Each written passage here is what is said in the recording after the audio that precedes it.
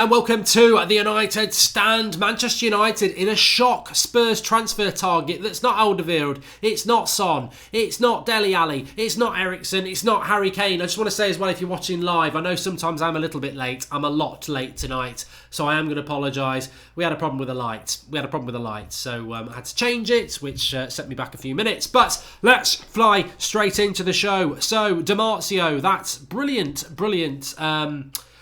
journalist of a couple of years ago who used to get so much Manchester United transfer news right. I mean, remember those days where we thought we'd turned a corner and actually we hadn't. We're just going round in circles, where he was leaking about Pogba, Zlatan, Mkhitaryan. He was getting those transfers right. He wasn't so good last year, to be honest. Di Marzio was a bit out of the picture last year. I think he wasn't as good. In fact, I think one of his journalists was Fabrizio Romano in Italy, was getting a lot of Liverpool stuff right. So, he wasn't as accurate as he'd been the summer before. Anyway, he's come out and said that Napoli are wanting to sign Kieran Trippier, but there's interest from Manchester United. Which I think, look, you know what? I've seen a lot of the reaction. I've given some of my reaction on Twitter myself, and the point I was going to make, thanks for that, somebody's talking about something there that I've just noticed as well. It's because of the bloody lights, which is a problem. I can't do anything about it. We're live now anyway. What I was going to say is about Kieran Trippier is that a lot of people have reacted very, very badly to this. We're also going to be talking about Ole Gunnar Solskjaer and his reality check, that he says some of his players need reality checks. Mike Phelan's involvement in the transfer targets and what that means. And Bruno Fernandes giving an update on a move to Manchester United as well, which should interest some people. But in relation to Kieran Trippier, I think the vast majority is no thanks. We don't want him at Manchester United, which I would concur with that. I would.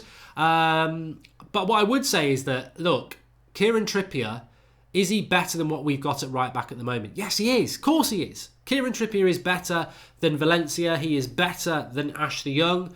Just on that subject, to be honest with you though, it doesn't matter whether it's Kieran Trippier or Karen Trippier. Karen Trippier, whoever you are, has he got a sister or is there a Karen Trippier in the UK somewhere? She'd be better at right back than Ashley Young. So of course anybody's going to be an improvement. But in seriousness, Kieran Trippier is a far better right back than Ashley Young. Is he the right back for United? That's why I put it below. Is Trippier United class? Well, if we want to be fighting for 5th place, yeah, he probably is. But if we have any dreams of getting back to fighting for titles again, no, he's not. He's infuriating. Look, Kieran Trippier at the World Cup last year, I must admit, I'm not going to be a hypocrite. I was like, I would love him to be Manchester United's right back. Look at the delivery, look at the free kick, look how he gets backward and forward. He defended quite well. I was like, you know what? He's a really good right back. I'd love him at Manchester United. But then if you've watched him playing for Spurs this year, and a lot of Spurs fans will admit it, that they find him infuriatingly bad defensively.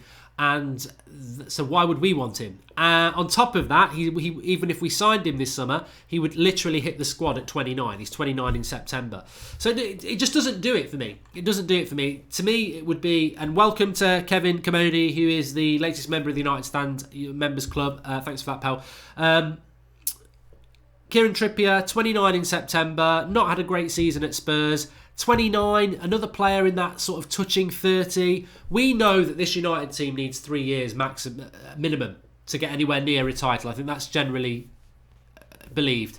So you get Kieran Trippier in 3 years' time, he's finished. Now, what I would say is, and I don't want to be too hypocritical on this, is that I was a big fan of Meunier. Well, Meunier's only a year younger than Kieran Trippier.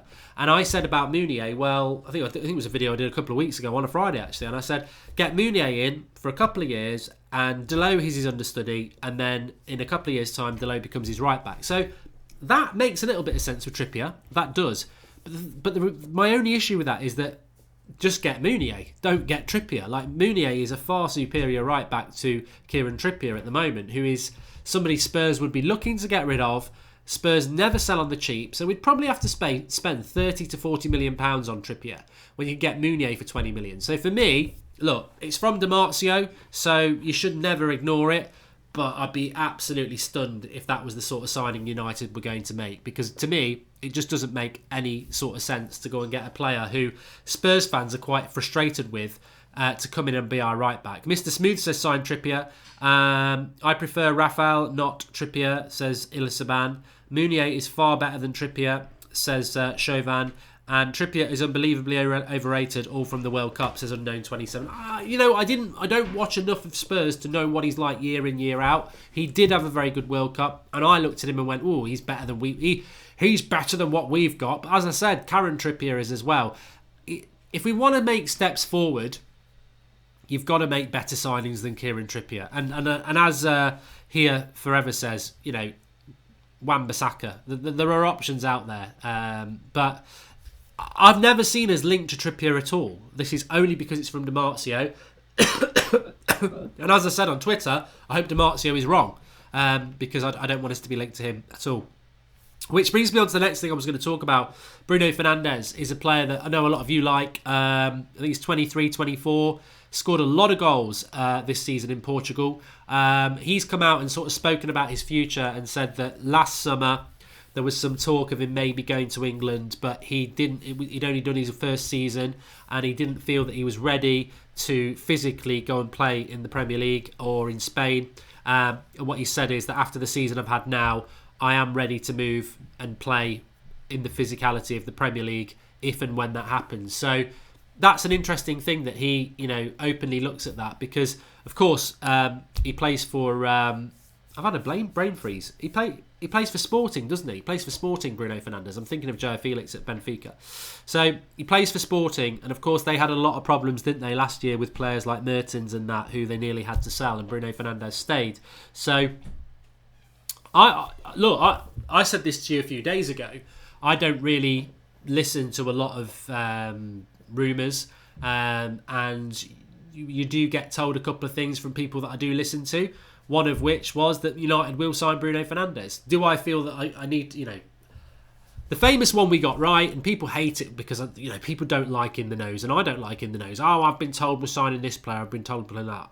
I'm like you lot, I find it a load of bullshit. So that's why we don't really do it that often on this channel. The one that we did get right was Alexis Sánchez. We knew it a week before it was going to happen, and I knew that because Robbie told me from Arsenal Fan TV, and he was right.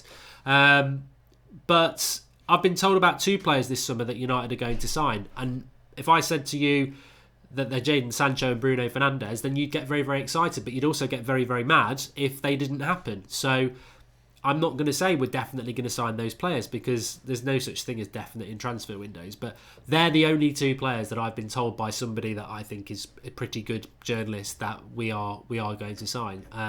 I personally don't think we'll... The thing is, though, that was... Bruno Fernandes I was told about a week ago.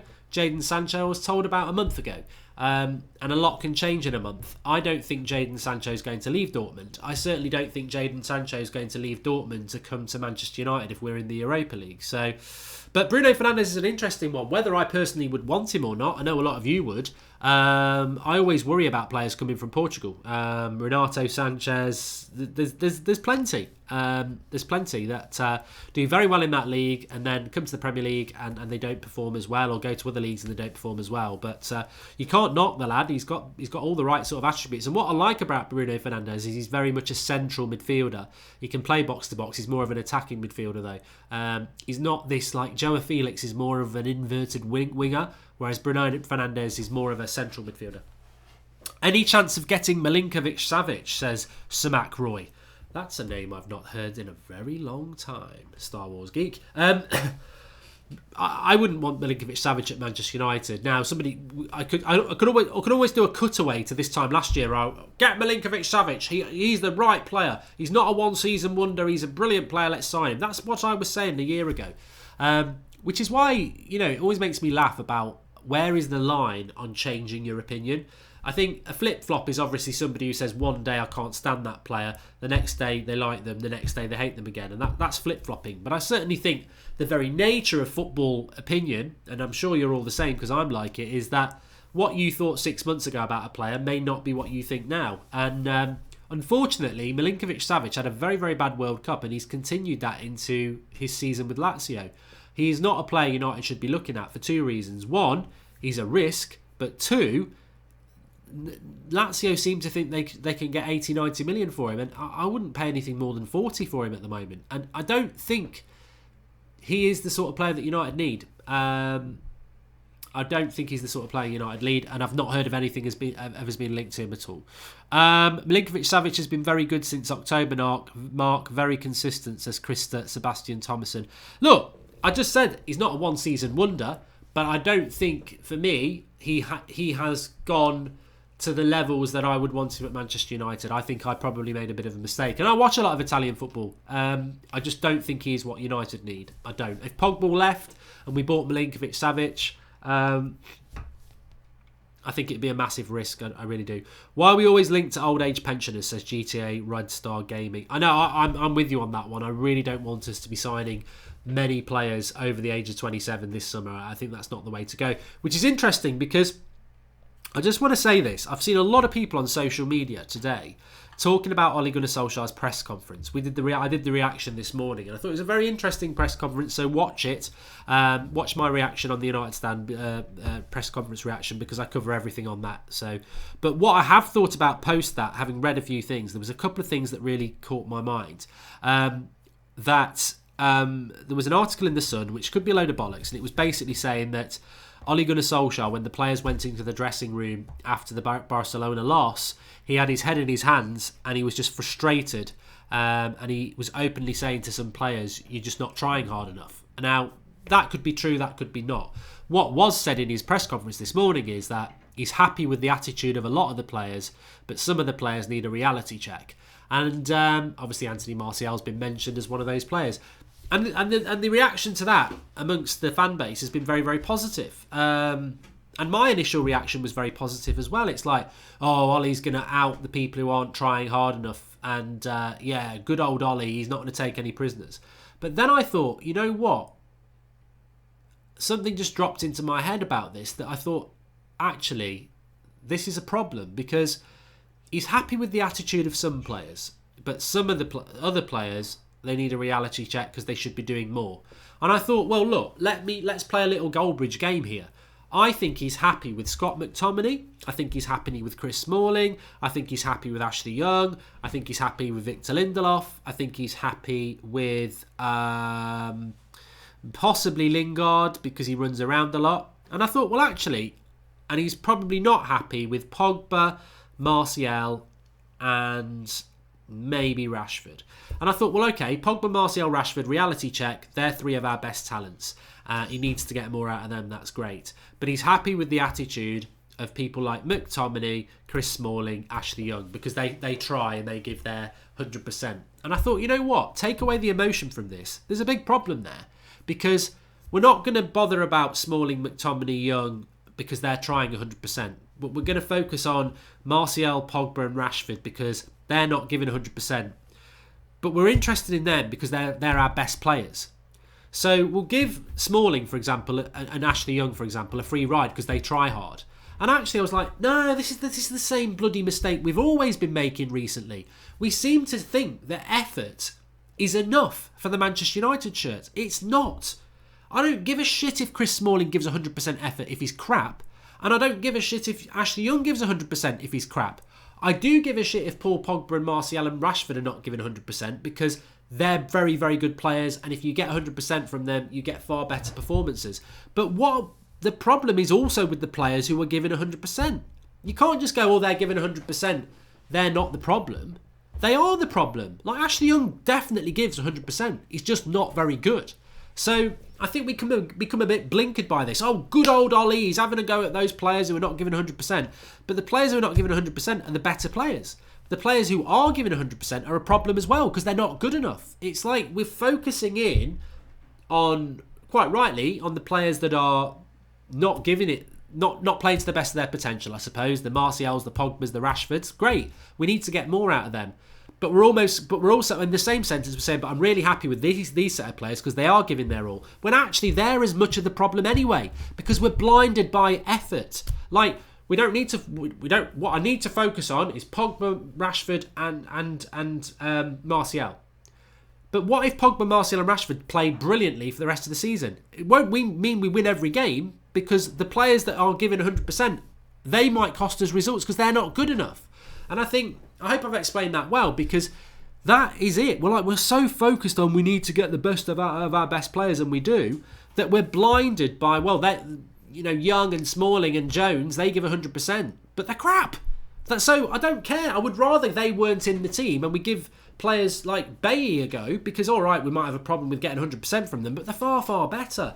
And I think United have become almost like a mid-table club where we just value people who give 100%. Oh, don't worry, he's given 100%, and that's so. I don't know when this became a thing. I don't remember this ever being a thing under Sir Alex.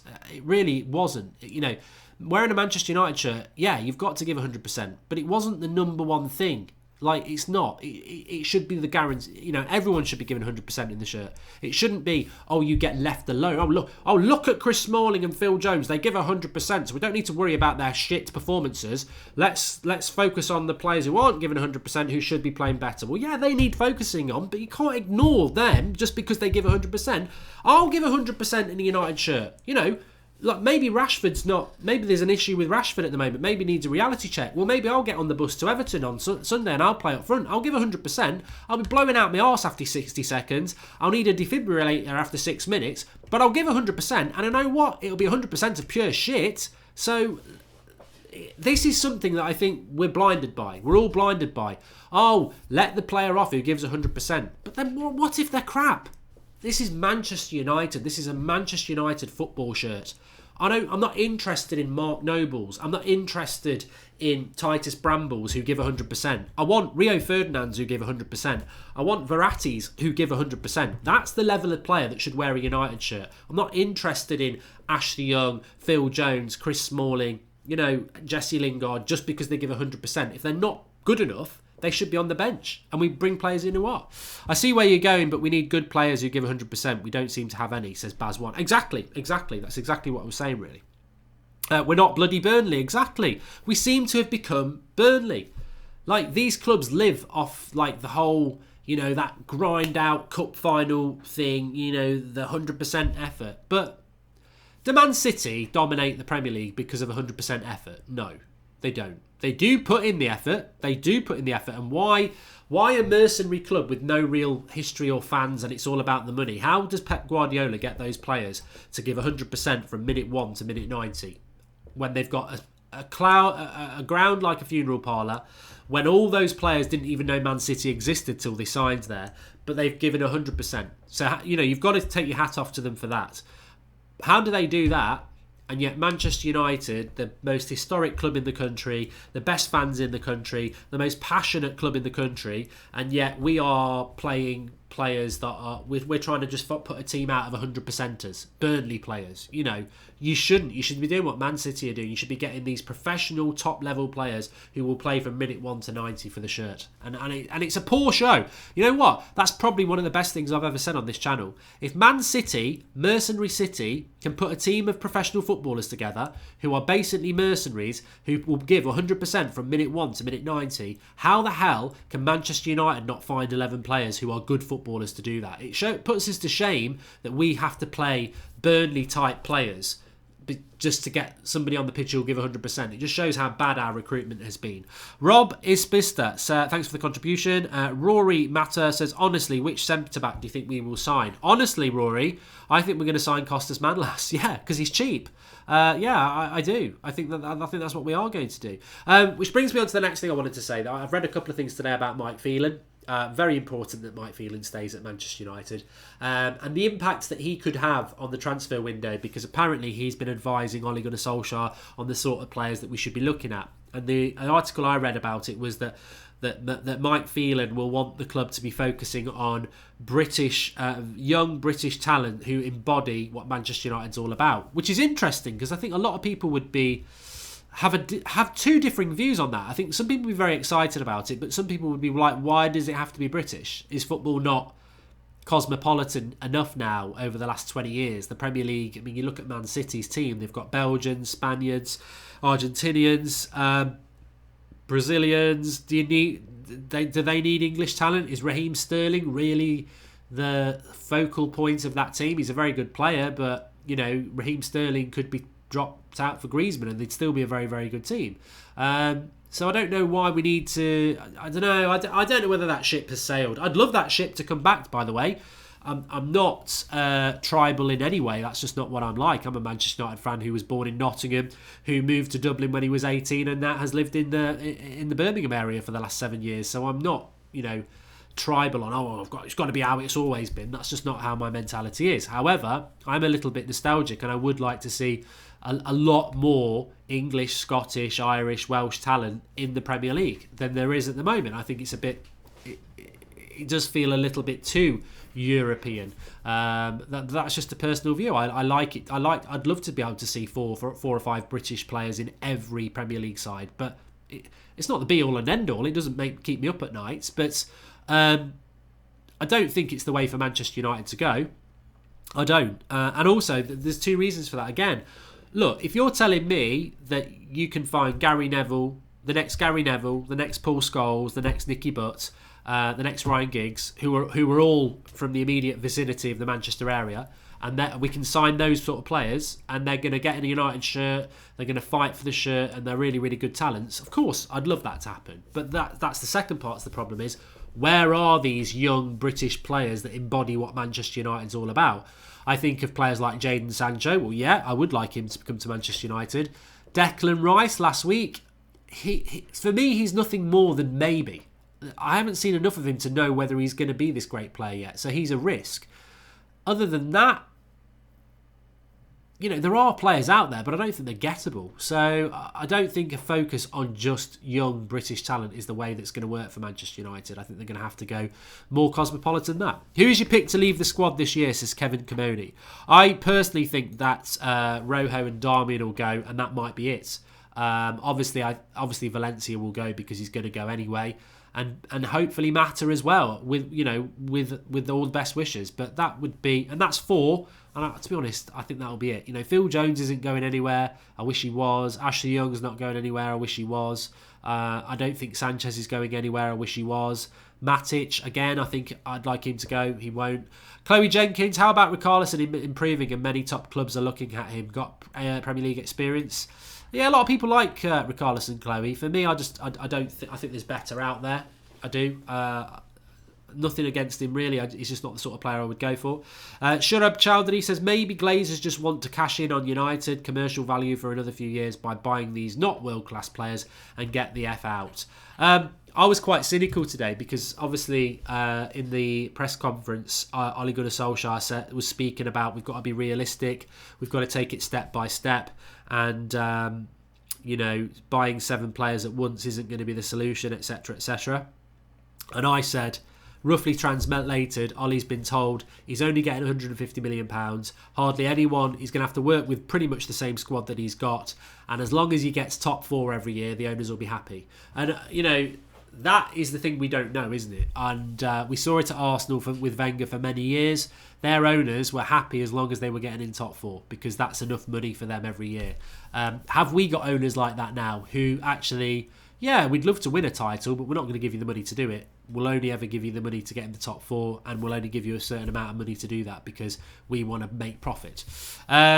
Look at that. MUFC United's made a super chat saying DiMarzio saying United are interested in Trippier. Great way to make a contribution and expose that you haven't watched the first 10 minutes of the show. But thanks for the contribution, pal.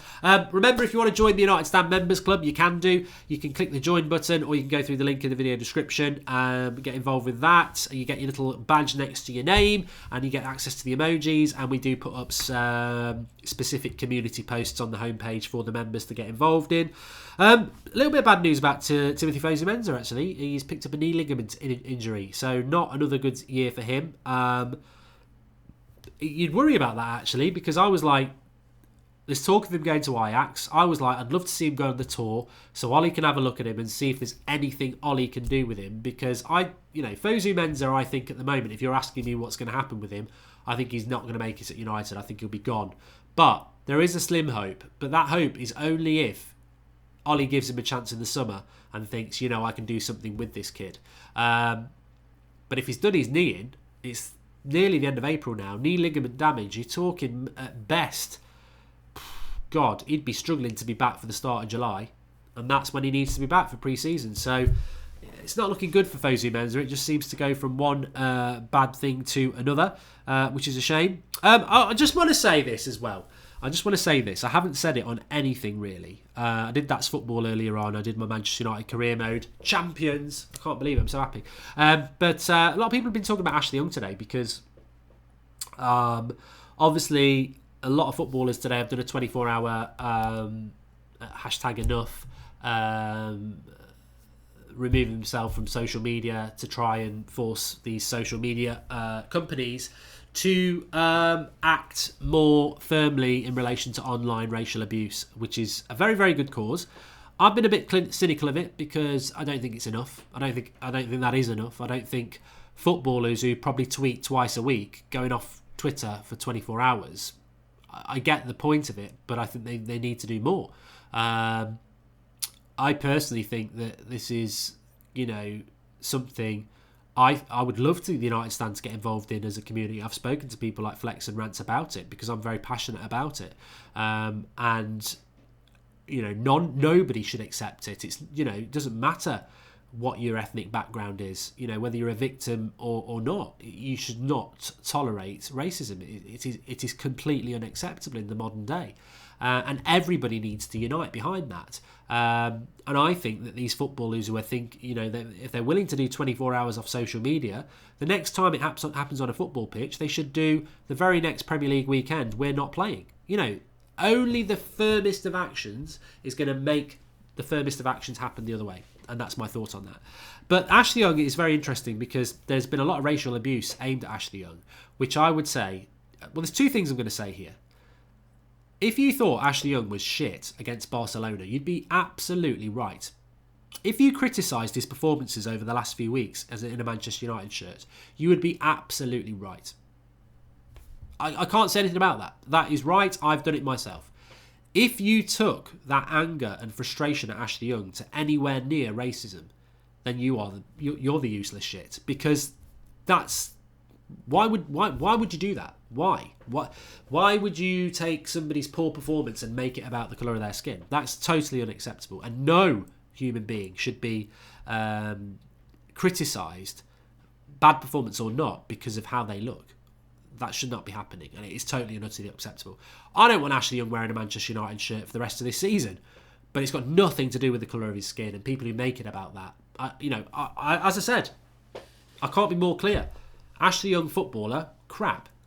Ashley Young human being does not deserve any sort of vulgar criticism about who he is, what colour his skin is, or anything like that. It's bloody football at the end of the day. We get very passionate about football, of course, and that's fine. To speak freely and passionately about the sport you love is fine, but you can never let it go into personal hate. Those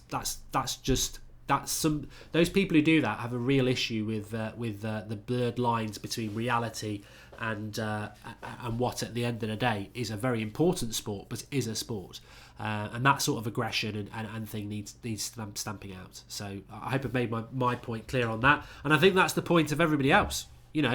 Do I feel sympathy for Ashley Young's performances? Do I want to rectify what I said about Ashley Young on Tuesday night because of the racial abuse? No, I don't.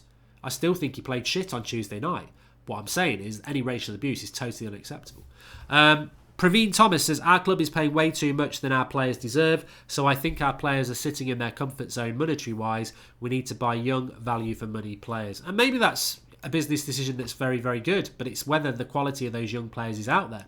Danny Tarr, what bothers me is the powers that be have failed to replace Ferdinand and Vidic. 5 bloody years and still we are using Jones and Smalling. It's a good point, Danny. It's a very good point, Danny. We spoke about it after the Barcelona game. Was it 4 of the back 5 actually played against Basel in 2011? So that would be Smalling, Jones, Young and De Gea. It's terrifying. We need to start cherry picking the Prem like the United teams of old. Neves, Anderson, those types of players help elevate the team to previous levels. I think there's a lot to be said in that. Bayern Munich do it every year in the Bundesliga. They have a monopoly on it, and they buy the best players from all the other clubs, and that's why they're very strong every year. It's harder for United to do it, but we did used to do it. I mean, I think back to Sir Alex Ferguson's early reign. You were getting people like Mike Phelan from Norwich. We got Roy Keane from Forest. Gary Pallister was from Middlesbrough. Steve Bruce from Norwich. So we were buying players from within this country. And the great thing is they're Premier League proven. Crease Drags Gaming Channel. Hey Mark, do you think Trippier is the best our owners will get, or do you think we can even get Wan-Bissaka or Hakimi from Dortmund? Well, Manchester United can get anything they want, anybody they want. Whether they do it or not, I don't know. Ollie says 2 signings. Which positions do you choose? Centre back and right winger. Yeah, centre back and right winger, or centre back and CDM. But yeah, definitely centre back. Yeah. I'm still, as I said this afternoon, I don't know whether it's going to whether it got asked in the embargoed section, but I was stunned that there was no question asked about Ashley Young by the press today. You know, I was really surprised. And then I was secondly stunned that nobody has asked Ole Gunnar Solskjaer why he moved his best centre back to right back to accommodate Laurel and Hardy at centre back. I don't get it. I don't get it. And that, you know, I don't mind Ollie being put on the spot about those, because I thought those were mistakes, and he doesn't make many mistakes, but I was very surprised about that. He seems to still be getting a free ride, because they wanted to go in on the players a lot again. Oh, Martial. I thought, well, you know what, actually there was a couple of bad decisions by Ollie on Tuesday night that realistically, I think it'd be nice to hear what his reasoning or thoughts on it are, or whether he is a bit rattled by it. But no, nothing asked. Great channel, Mark Loving from Seattle, says Tyson Stark. Thank you, Tyson. If we don't sign Neves, City will, says Methan. And I've always said that Ruben Neves is a very difficult player to sign for Manchester United, because his agent is George Mendes, who is Mourinho's agent, and he doesn't seem to want to do any work with United. Do you think Ollie will be given time, says Henrik Hultquist? I think Ed Woodward loves Ole Gunnar Solskjaer, and I think Ed Woodward loved Mourinho and Van Gaal, and he sacked those as well. I think Manchester United, Ed Woodward, Glazers, whoever, will try and keep Ole Gunnar Solskjaer in the job for as long as possible, because they've stumbled on a rough diamond by accident. He was only going to be an interim manager. He was only there to sort of just make the fans feel good till the end of the season. I think they thought we were going to get nowhere near top 4. He got us into a race for top 4, and they've taken the credit for that. And as they should do, they appointed him. Ole Gunnar Solskjaer is a club legend because of what he did off the pitch, and they know that the fans will never turn against Ole like they turned against Van Gaal and Mourinho. So they will try and use Ole for as long as they can, because he's a positive beacon to the fans. There could become a point that they sack him if things go really, really bad, but I think they'll try and be as patient with him as they can. What would be the sort of thing that would push him out of a job? I think if we finished 5th this season and 5th next year and had Champions League without Champions League for 2 years, that would start to put him under pressure. But I think he will be given patience by the board. The most important thing is it's whether the board will give him money. You know, the board might be happy to give him patience if they're only giving him £50 million every summer. You know, but that he can't do his job with that. So the board are going to be very interested to see how they react, what they give him. Ross Isbister says, let's buy 2 world-class players and develop youth around them. We have Delo, a capable right-back. Fernandes will be Depay 2.0 by proven quality. And Johan Hackinson, let me come back to you, sir. He says that probably means more Trash the Young time. Yeah. There's no way Ashley was going to get dropped at the weekend, is there? Let's be absolutely honest. Why can't we make stars instead of always buying them, says Travis. I agree. I'd love us to start buying players that become great players again. You know, the Ronaldos, the Rooneys, the Roy Keanes, the players that you know we are buying talents, but they've not fulfilled that talent completely yet. I'd love us to start doing that. Anupiki and Miki says, effort only does not cut it for Pep, Poch or Klopp. Yeah, I know. Those teams do not seem to struggle with the effort levels, is it? Which I think is a very interesting point there, because I said about City, but it's the same with Liverpool. Their players are, obviously there's the odd bad game. Everybody accepts you're going to have 1 or 2 bad games a season. That's fine. But with United, it's just you never know what you're going to get. You don't know from game to game. It could be shit. It could be good. But what we do know over the last 6 years is that we've really struggled as a squad for leadership, effort, and consistency. But you look at Man City and you look at Liverpool, 2 very different clubs. Man City, you could say, well, it's because they buy the best players, but they don't. They've never spent more than 60 million. They've spent a lot of money, but they don't go out and buy the £100 million players. Maybe that's a lesson itself. The players that they buy aren't always the most obvious star. They buy very good talented players, but maybe this is the big move for them. Liverpool again. Yeah, Salah was bought from Roma. good player, but and they've spent very, very differently. They haven't had the massive funds that Man City have. But both those clubs, even last season with Liverpool as well, because they got to a Champions League final. In fact, to be fair, in all the years that Klopp's been there, all right, he's had to build a team, but their effort levels and their passion has always been there. You contrast that with United over the last 6 years, and we have not been able to put a team out for at least that can do it for 10 games in a row, let alone a whole season. So why is that? Is it that if you put Klopp and Pep in charge of this set of players, they would play for 90 minutes and they would show effort, so it's down to the managers that we've appointed? Or is it that the playing squad that we've got, if you gave it to Klopp and Pep, they'd be in the same boat as Ollie, because the squad's the problem? Answers on a postcard, but there is a massive problem at United when our big rivals can do it in two different, build teams in two very different ways and never really have a problem with players giving 100% and consistency. And yet we can't find players to give 100% and consistency. Is that bad management, or is it just a very bad playing squad? I personally think it's a combination of the two. I think in relation to Mourinho, he was finished. Van Gaal wasn't good enough. But on top of that, I think a lot of the signings were poor. A lot of the players that we've bought don't have the right mentality for this football club. So it's a combination of the two as far as I'm concerned. But maybe some people think it's more one than the other. Thoughts on the rest of the season? Can we do it? Says Danny Tarr. We've got to beat Everton on Sunday. We've got to beat Everton on Sunday, and then we've got to take it game by game. I'm not going to sit here and say we're getting top four. I'm not going to do it. There's too many twists and turns just in relation to our season. I'm not even looking really. I mean, it's great if Chelsea or Spurs or Arsenal drop points. It's great, but we got to take care of our own business. And all I know is our last 6 points in the Premier League, we didn't deserve them. West Ham and Watford, we didn't deserve those wins. So we've got to play a lot better. I'm hoping at the weekend against Everton we're going to see a very different United. I'm hoping we're going to see that first 10 minutes against Barcelona for 90 minutes, because we need it. We need these next 3 games. We need the big performances, and if we get through the next 3 games with 3 wins, we finish the season off against Huddersfield and Cardiff, and we should beat them, and then that should be enough points to get us in the top 4. But whether we can do it over the next 3 games, we'll find out. It's a massive week ahead. Massively week ahead. And as Yusuf says, Everton are going to come out hard, and they will. Smut beers. If we don't beat Everton, we're screwed. I agree. Cardiff can cause us problems if they have to win to survive, says Man United fan. Yeah. I think they might just about be relegated by then, because it's the last game of the season. So I don't think Cardiff at Old Trafford will be a problem. I think they'll be relegated by then. But you never know.